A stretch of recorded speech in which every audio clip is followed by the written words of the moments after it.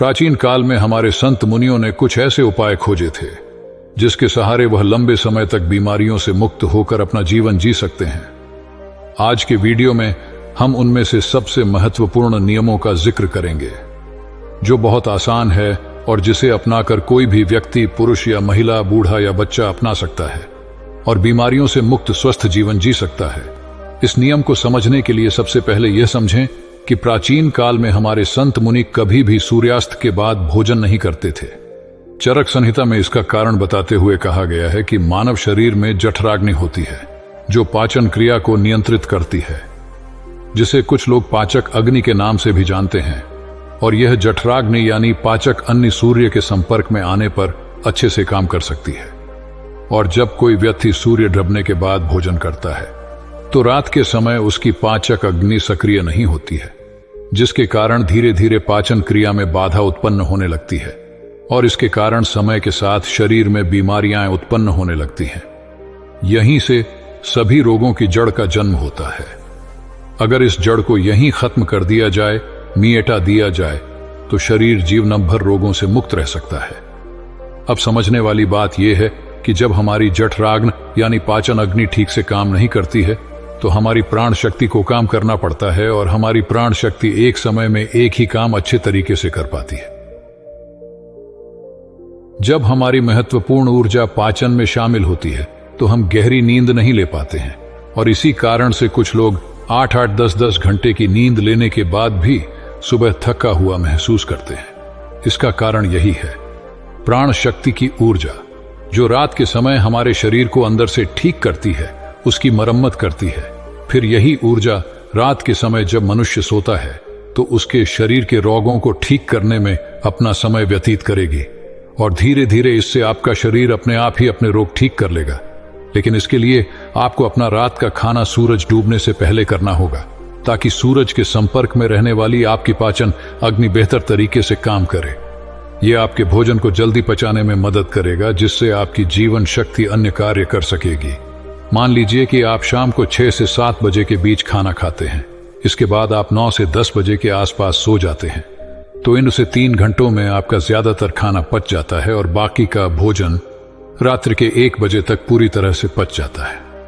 और उसके बाद आपकी जीवन शक्ति आपके शरीर की मरम्मत करने लगती है, आपके शरीर की बीमारियों को ठीक करने में लग जाती है।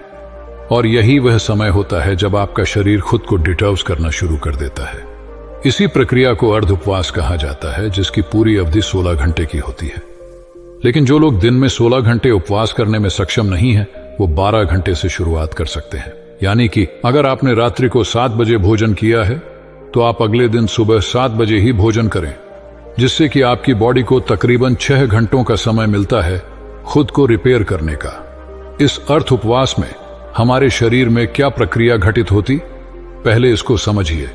जब हम अर्ध उपवास करते हैं तो हमारे शरीर को पूरी तरह से भोजन नहीं मिलता, इसीलिए शरीर अपनी जरूरतों को पूरा करने के लिए अपनी कोशिकाओं में जो बैक्टीरिया होते हैं उनको ही खाना शुरू कर देता है और इसी वजह से हमारी कोशिकाओं का अपने आप शुद्धिकरण होने लगता है। वैज्ञानिक भाषा में इसे ऑटोफेजी कहा जाता है, जिसका मतलब होता है बॉडी को सेल्यूलर लेवल पर डिटॉक्स करना। सिर्फ 21 दिन के लिए जो मनुष्य इस प्रक्रिया को अपना लेता है उसकी त्वचा में निखार आने लगता है, उसके बाल गिरने कम हो जाते हैं, सुबह अच्छी ताजगी होती है, रात को नींद गहरी आती है और मानसिक तनाव बिल्कुल मिट जाता है। कुछ लोगों को लगता है कि अर्ध उपवास करने से उनका शरीर कमजोर हो जाएगा, लेकिन अर्ध उपवास करने से शरीर का फैट कम होता है, मसल्स लॉस नहीं होता और मसल्स लॉस नहीं होता, इसीलिए शरीर की क्षमता अपने आप बनी रहती है। अब तक आप ये समझ चुके हैं कि आपकी प्राण शक्ति आपकी बीमारियों को दूर करने के लिए किस प्रकार कार्य करती है, किस समय आपको भोजन करना चाहिए ताकि आपकी प्राण शक्ति पूरी ऊर्जा के साथ काम कर सके। ये हम समझ चुके हैं, लेकिन इसके बाद जो समझने वाली बात है वो ये है कि आज के समय में काम करते करते आदमी अपनी दैनिक दिनचर्या बिल्कुल छोड़ देता है।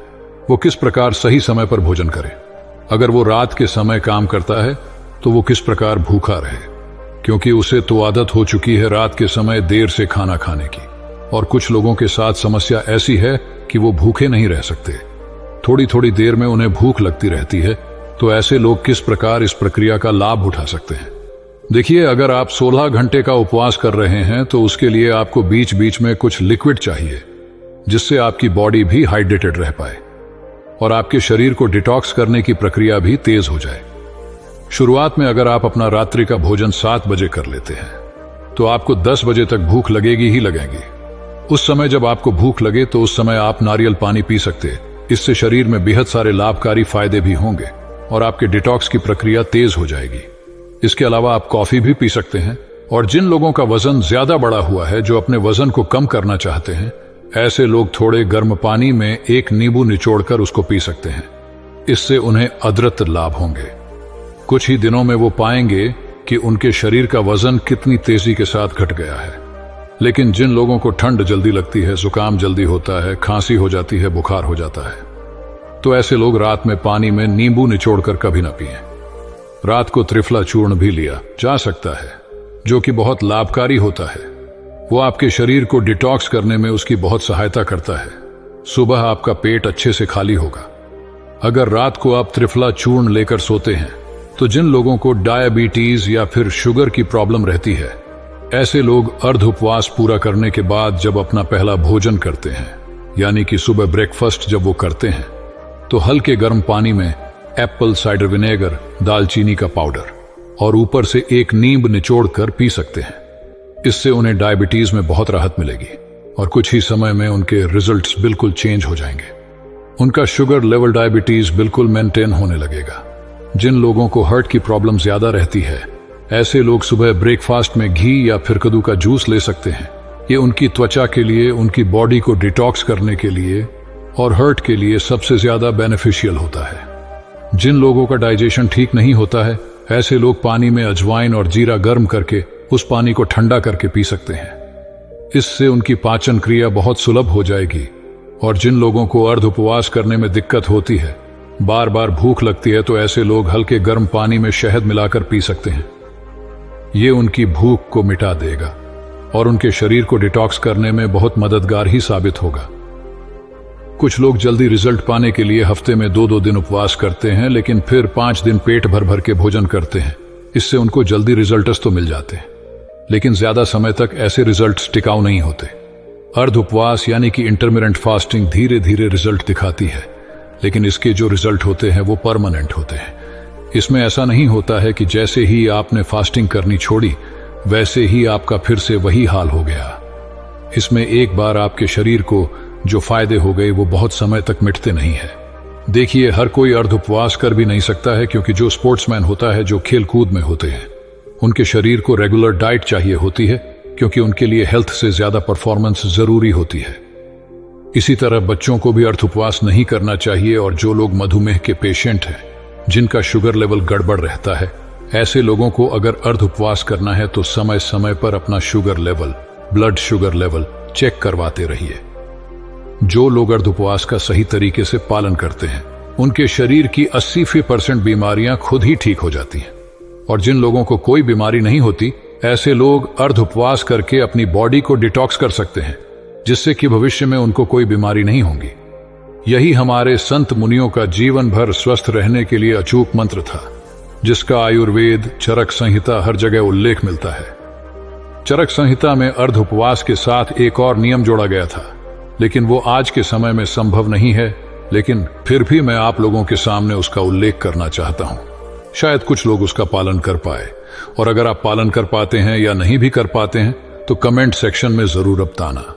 देखिए, पुराने समय में जो खाना पकता था वो मिट्टी के बर्तनों में पकता था, और ये बहुत जरूरी होता था कि उस खाने को पकाने के लिए उसमें वायु का स्पर्श हो, उसमें प्रकाश का भी स्पर्श हो, उसमें अग्नि का स्पर्श हो और उसमें मिट्टी स्पर्श हो। उस समय मिट्टी का ही बर्तन होता था। अग्नि का स्पर्श खाने को पकाने के लिए दिया जाता था। और सूर्यास्त से अगर पहले खाना पकेगा तो उसमें प्रकाश का भी स्पर्श आ जाएगा और वायु का भी स्पर्श आ जाएगा, क्योंकि खाना प्रेशर कुकर में नहीं पकता था, खुले बर्तन में पकता था, जिससे वायु उसको स्पर्श कर सके। लेकिन आजकल की जीवन शैली में यह संभव नहीं है। इसीलिए कम से कम हम अर्ध उपवास करना तो सीखे।